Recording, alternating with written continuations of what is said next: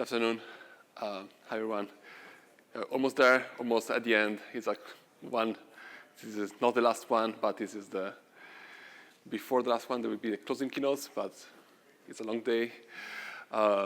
Hopefully, this should be an interesting topics, and I try to keep you awake and interested throughout this presentation.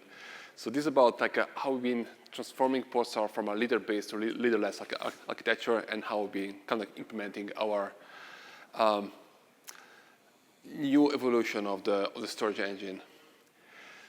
Skip presentations, and we've been talking about Ursa for the past few months, and it's kind of like a big umbrella of different initiatives that have been happening in the past couple of years in Simulative, and anything from Kafka API compatibility to Lakehouse, but as this part of Ursa is a storage itself.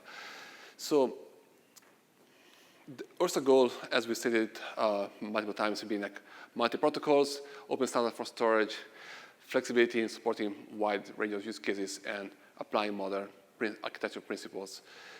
And when we say wide range of use cases, it's really there's a big divide that is typically around latency optimized versus cost optimized. And these are kind of macro categories of streaming use cases. You can think of latency optimized as more like OLTP focused workloads, where you have user waiting for something, and you need to have single-digit millisecond latency and strong durability and so on. And some of use cases at the other end of the spectrum, you have more like real-time analytics workloads, where you have a large volume of data. You don't care much about latency, but you care about the cost. It could be like log events that can be processed within sub-second latency, or telemetry data, tracing data, and so on. So for all these use cases, you will certainly not need single-digit milliseconds. Updating your dashboard, if it happens 100 milliseconds later, 200 milliseconds later, you will not be able to even see that and realize it. Though a user clicking on the web page to buy something and waiting 300 milliseconds, it will definitely notice that. So the practical design that we have been for the new Ursa storage has been to use object storage for all the cases where low latency was not required, and standardize the data format on using Lakehouse. And I'm going back to this diagram here, which is kind of like, if you see all these different properties that the system can have, you can see cost, availability, and performance. And cost represented by the network cost. So you want to have low cost, obviously. Is a good property to have. Multi-Z availability, to be able to tolerate a zonal failure, is another good property. Or high performance in the form of low latency. So the idea here is motivating from the old classic CAP theorem, is that you cannot have all three at the same time. There is no intersection here between the three circles. So you can only have either low cost and availability, or low cost and performance, but not availability, or availability and performance. And if we do motivate this into the term, if we're mapping this into the term of Pulsar, and Ursa terms, we can see that if we care about low cost and availability, we can use object storage. Data is replicating multiple AZ with the object storage. If you care for availability and performance, so data is multiple zones, latency is low, we can use BookKeeper. And this is more like a corner case, but it's still possible that if you care about lower cost and performance, you can still use BookKeeper in a single zone deployment fashion. So you cannot sustain a zonal failure, but it will be low cost and high performance. So in Ursa, what we kind of wanted to do is that we want to leave the user the freedom to choose what which model, which storage backend is better for their use case. And even within a single cluster, you can have models where some topic might be for microservices or LTP kind of workloads. You will want to use the performance optimized write-ahead log with BookKeeper. And in some other cases, you might have also the logs ingestion topics. And you will want to use the object storage. And everything can coexist in the same cluster. Now, if you don't have any of the performance sensitive topics, then you can just avoid BookKeeper altogether. But if you have it, you can just run that on the side. And under that, we have lakehouse tables and object storage. And just kind of like a quick recap of the cost. So we heard in multiple times that networking is one of the biggest dominating factor in running data systems on cloud, right? Because you want data to be replicated, multiple SZs, you want data to be available, but each time you cross the boundaries, you have 1 cent per gig to pay, which sounds very little, but it adds up very, very quickly. And if you're analyzing a Pulsar with BookKeeper deployment, it's like a typical deployment in multiple AZs. Even if we do like everything we can correctly, we have to cross the AZ boundary multiple times. So a producer, okay, producer 1 might be in an AZA, so in the same AZ as the broker assigned to this topic, so it doesn't cross it there, okay. But then when we write to BookKeeper, we have to cross at least once. If you want to have 2 replicas, one we choose the local bookie, but the second bookie will have to be in a different AZ. Otherwise, we will have a failure problem there. So we have 1 crossing. But then if consumers, for example, is in a different AZ, then we have to cross the boundary again. So it's already like 2 crossing here. And if producers also will be in a different AZ, we have to cross multiple times. So this is kind of like the minimum requirement. When we read from bookies, we always try to read from the bookie in the same AZ, but if it's not available, then we fall back on the other one. The first solution is that, okay, if we do not want to pay for that AZ crossing, we can eliminate this 1 crossing by replacing BookKeeper with using cloud storage. And this is fine, but it does not solve the other problem, right? It does not solve that consumers and producers always have to meet on the same broker. There's 1 broker owning the topic. At a given point in time, it is dynamic because it can change very quickly without copying any data, but at 1 point in time, the topic has to be owned by 1 broker. So if you have brokers in multiple AZs and producers and consumers in multiple AZs, the chances are that these are in different AZs. So consumer here has to cross, producer might have to cross as well. So we cannot solve end-to-end the problem. So the leaderless approach instead is that we can use cloud storage and we can use metadata index in the form of Oxia here to be the source of truth of what data is visible and what data is available. That gives us the freedom to have multiple brokers writing on the same stream at the same time and in a clean way. Therefore, the end result is that we can have producers and consumers using a broker that is on their own AZ. So in this case, we will never have to cross the AZ boundary, both from client to broker communication as well as from broker to storage. The only crossing here is with Oxia, but this is like metadata only. So this is like at least 2 order of magnitudes less data than the data itself.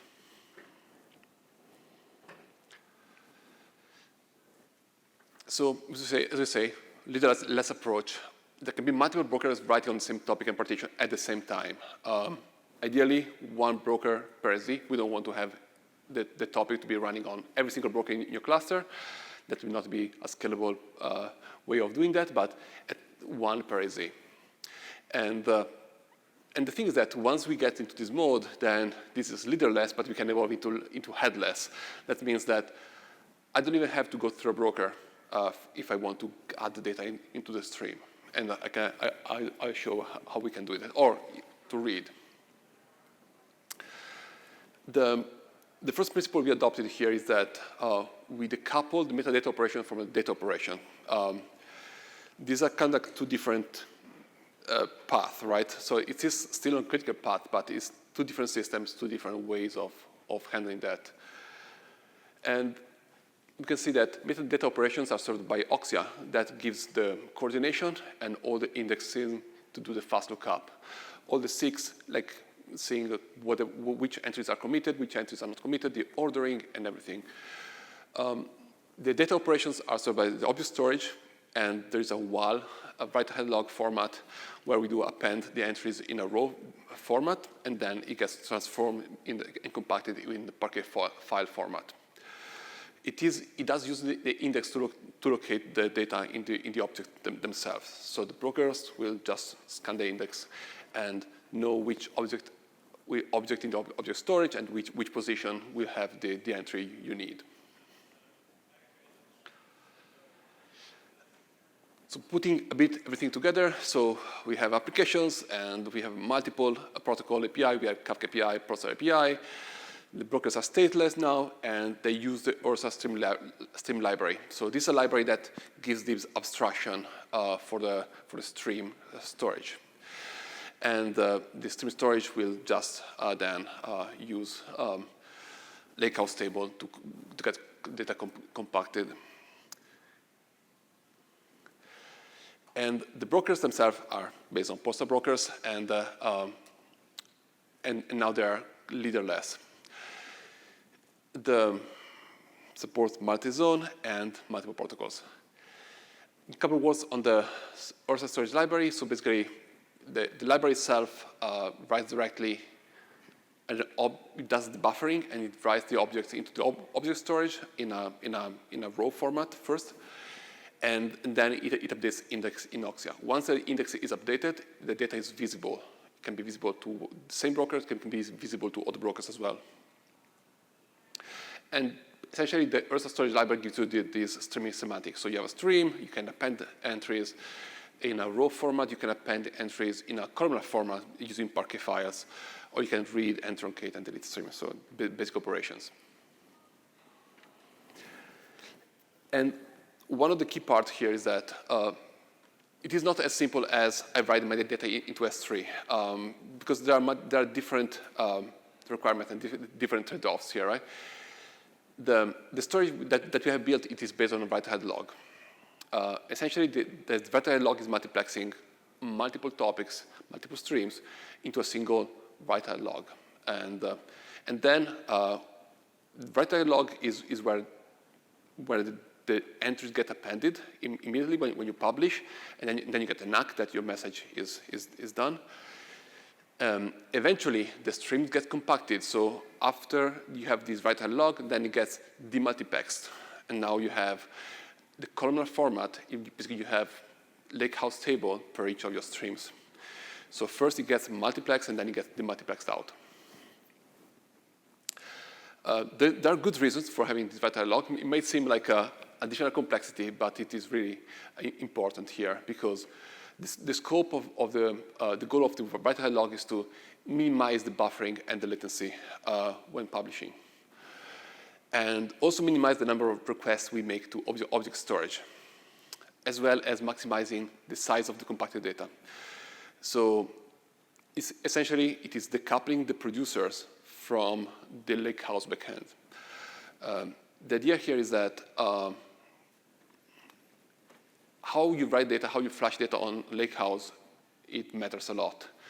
So ideally, you want to have very big Parquet files.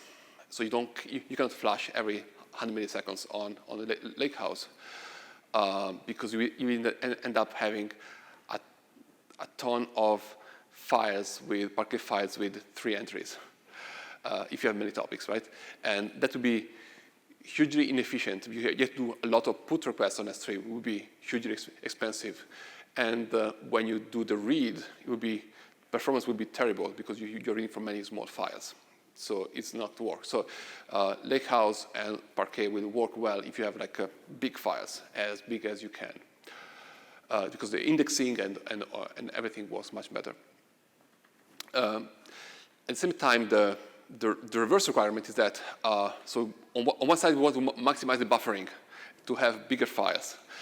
On the publisher's side, we want to minimize the buffering, because if you have to wait for, say, 10 seconds, well, now your producer latency will be 10 seconds at the very least, so it's not very good experience there.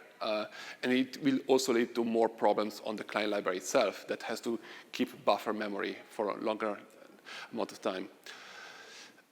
So to decouple these two words, that's when the write-ahead log comes in. So we first write on the write-ahead log. We can do a single buffer across all the topics. It can be 10 topics, it can be 10,000 or 100,000 topics in one single broker. They all get funneled into a single write-ahead log. And I say one, but it can be n. In practice, it's not a single one, but it can be 16 or 32, as many as parallelism is required. But the point there is that multiplexing to maximize to have a bigger buffer in a shorter amount of time. So if you look at it, a broker can have n topics, can be hundreds of thousands of topics, and producers are writing on all of these. So everything gets funneled into this write-ahead log, into this write-ahead log buffer. Eventually, this gets put as a single file. It gets stored into S3, and then the Oxia index gets updated. Once that is updated, then the entries are visible. And the flashing happens in this way. So the buffer itself, it is sorted by each stream ID, which is kind of like a topic and partition. And the sorting here is such that if you read like hot data that is still not compacted, we want to have some sequentiality in the file, so that we can maximize the prefetching cache there. And the Oxia index will include, typically it is based on stream ID, offset, and cumulative size. So, and it maps to a message count, size, and position. So we have this file, we write it on S3, and then we add all these indices on Oxia. The important part here is that the offset themselves are assigned by Oxia. These offset that we return in the key itself, so the offset is stored in the key of the index, but the offset itself is assigned by Oxia. So when you add this index, you add the prefix, and Oxia will give you the full key that will include the offset. This is important because essentially we use Oxia as the offset generator. So it's not the broker that generates the offset, like was the case with the BookKeeper, as in the BookKeeper client. Here it is assigned by Oxia. So we use a feature that we built for this particular reason, which is the sequential keys. So you do one single write, and the entries are visible, and you get to return the offset. And this offset is what determines the order of the data in the stream. So not how the brokers are appending it. It is when they update the index, they will get back the offset. And if you're looking at the stream format, we say that we have basically this this Oxia index, and it can point to different objects in the stream. So the stream is not like a homogeneous amount of set of entries. It can be multiple things. So when we append wall files, first of all, these wall files are multiplexed.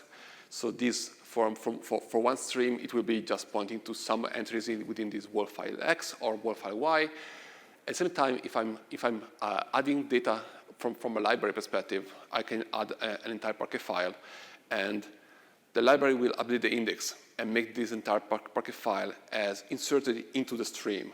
And once the index is updated atomically, it will be visible to everyone in the stream. So you just use the library to out of band add this Parquet file. The brokers will pick it up immediately. And if you have consumers, they will just receive data from this Parquet file. As well, there's a compaction point. So the data will get compacted from write-ahead log, and eventually it gets compacted into this lakehouse format, which in the end is Parquet files. So it is still tracked at the macro level by Oxia, so that if you're looking up for setting your cursor to a position, it will still be able to tell you that, okay, this is in these Parquet files that are containing these entries.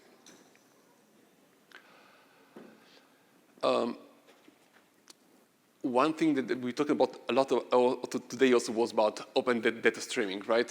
So as I say, we want to use open standard format as much as possible, ideally everywhere. So for messaging protocol, we have standards. We have Kafka API, we have Pulsar API, and this is fine. For storage, we have open standard like Lakehouse and object storage. For write-ahead log, there is no good standard yet. I think this is a place that. So this is our vision on how this could work. Hopefully, there will be some improvements and some more ideas will clash and get to a better idea on long-term what could be a good model to have a standardization on this format for streaming data with all these requirements. And I talk about Oxia, and I didn't explain yet what it is and what it is and how it is done, right? So. We announced Oxia last year, as a metadata index, and it is interesting because when we started designing Oxia, we had a slightly different idea in mind, right? The primary motivation for us to build Oxia was to replace ZooKeeper for everything that Pulsar and BookKeeper use, right? That was the idea. We want to have a scalable metadata store and coordination system.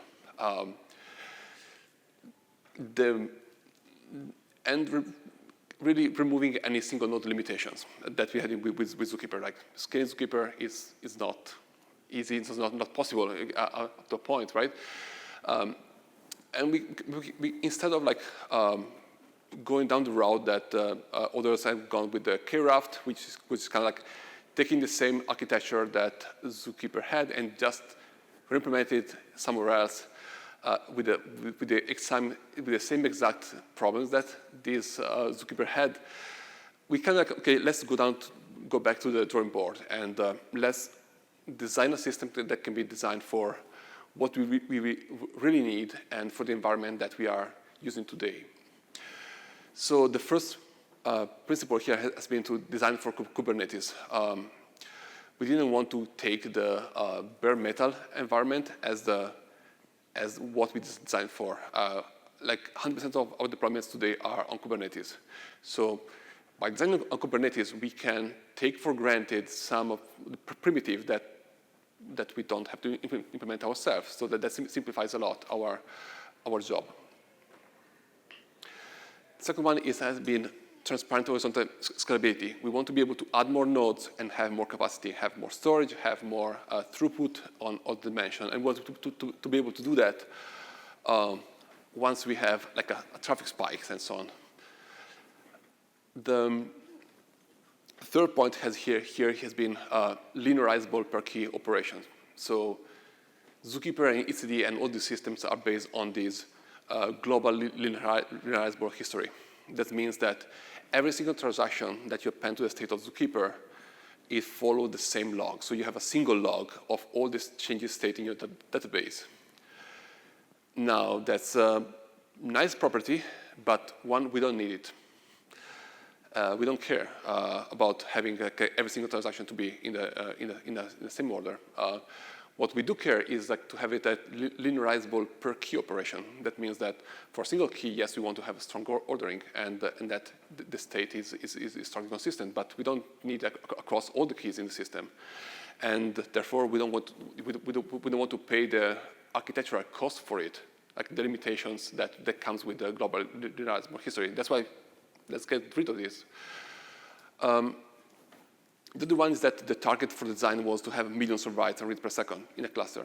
We can scale it, and even with the reasonably sized cluster, we can reach these kind of targets and store hundreds of gigabytes. Like ZooKeeper mostly is like 1 gigabyte, 2 gigabytes. That's the top. We can instead like use hundreds of gigabytes of storage. And if you look at the Oxy architecture, is a bit different from the others, but we have storage servers, which are the ones that are like serving writes and reads. Internally, there is a RocksDB-like database per each of the shards. We use Pebble because the whole server side is written in Go, so it's kind of like Go-like RocksDB that is used by CockroachDB. So the database is it's self-sharded. There's also like a namespacing that you can have different sort of completely different databases essentially. The important part here is that there's a separation between the control plane and the data plane. So the servers themselves are not handling any failure handling or any like leader election. Everything is done by the coordinator. The coordinator basically is a different pod that run in Kubernetes, and this is the component that tells everyone else it talks with them, and it does a leader election and so on. But the data replication is very simple because once a leader is elected, it does not have to deal with any failure and failure recovery. So it can go as it is very easy to optimize for speed without having to implement complex logic. So it is not doing any consensus for each transaction. Instead, it's doing like a best kind of optimistic log replication and then each time there is a failure, the coordinator will take care of electing a new leader and making sure that this leader it is able to resync with all the followers and not having any data losses and so on. When I was saying that we designed for Kubernetes is that one key point is that we don't implement consensus. We don't have any Paxos and Raft. I know that many people enjoy building these protocols, but they're very hard to build, right? And even for KRaft, I think it took them 6 years before KRaft was anywhere touched near any production, and it was a long time. So we say we don't want to implement those. It is very hard. So what we can do instead is that what if we have some simple way of doing consensus that you can build upon? And since we are building on Kubernetes, then we can use config map. Config map, we can do conditional writes. Essentially, what we are using here is the etcd that sits below Kubernetes. And so this is like a very infrequent operation. This is only used to store a minimal amount of data, like the shards, who's the leader, what the follower, and so on, what is the current term for the shard, and so on. But by having this checkpointing mechanism that we can take for granted, everything else became much easier and much more easy to optimize for speed. So the clients will just go directly on the servers. We do service discovery and then just do very fast read and writes. And in this model, we can just add more servers. The coordinator will pick them up and reassign the shards to the new servers. Or we can take servers out, and the shard will get reassigned to a smaller set of servers. So it's like very dynamic, and it's very easy to scale up, scale down very quickly. So the replication, as I say, replication protocol does not use any Paxos or Raft or any derived consensus, so there is no consensus per each transaction. Instead, it is like non-fault tolerant log replication. Once a leader fails, it's applying recovery protocol. And this is like a model which is very similar to what BookKeeper has been doing for all this time, right? BookKeeper itself, and because the idea is that you only need consensus when recovering from a failure. So if you don't have any failures, you can avoid doing consensus. And in the context of Pulsar, so we say that we introduced Oxia as primary. First goal was to use Oxia to replace BookKeeper for Pulsar and BookKeeper. And it is, since 3.2, it was available. And now you can run a bigger Pulsar cluster size without any BookKeeper limitations and use millions of topics. And it is much easier to scale with Oxia on the Pulsar cluster. In the context of Ursa, has been, so it was interesting because we started with one goal and eventually we added more ideas to this development. And it's interesting once you can control both ends of the database and the system, you can do more tight integration and that can be more efficient in the end. So for example, like we say that Oxia is assigning the offset, but it is able to do that because we can have these sequence keys that was implemented just for this purpose. So one single write, we can then have the offset assigned by Oxia instead of having the broker to coordinate. So it's like do a single DB write, and then you get returned the offset that was assigned. We also have added more features just for Ursa, like partition keys. Yes, we don't need global realizable history, but for sequence keys and for other uses, we want to have more efficient multi-key atomic operations in the context, for example, for a stream. So we can say that all the index for a stream will be on a single shard, and therefore we can do more efficient scan operation, more efficient listing, and so on. We added also things like floor and ceiling get queries, so that we can say what was the last entry committed in the stream, or what is the earliest available message in the stream. And finally, we also have built secondary indexes on top of Oxia. Also the box in Oxia is in the Oxia SDK, and we use those for more complex logic like that we do for our schema registry, for example, that needs more references for different schemas, and there can be like references pointed to other schemas or references pointed to itself in an intercursive way, and all this also implemented using secondary indexes in Oxia. So this concludes this presentation, and if you have any question, I'm very happy to answer.